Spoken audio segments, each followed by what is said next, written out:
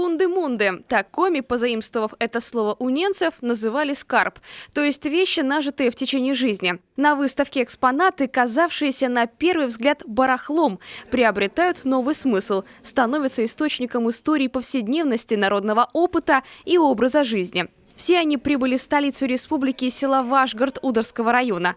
Там в середине января состоялась этнографическая экспедиция.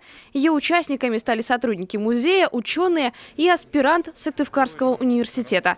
Именно он обнаружил предмет, не имеющий аналогов – спинку деревянного дивана с крестьянской росписью по дереву в виде льва и львицы. Я посмотрел, какой-то завиток. Говорю Валере, смотри, тут какой-то завиток намалеван. Он говорит, да, наверное, ерунда какая-то. Мне стало обидно, что на таком вальяжном диване какая-то ерунда намалевана. Я посмотрелся, а на меня львы смотрят.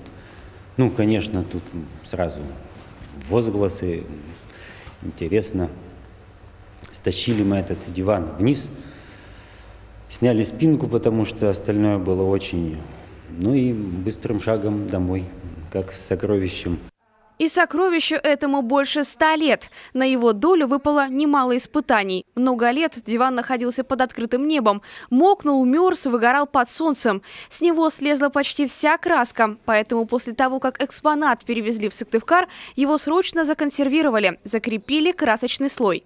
То же самое теперь предстоит сделать с остальными предметами старины. Кстати, организаторы не решаются говорить о том, как долго находки из села Вашгород будут в свободном доступе для посетителей музея. Точных сроков работы выставки пока нет. Мы хотим, чтобы она постояла подольше, потому что все-таки эти предметы, каждый из них, они как колодцы. И надо вот пока заглянуть и добраться до дна этого колодца, поэтому мы хотим их прямо здесь поизучать.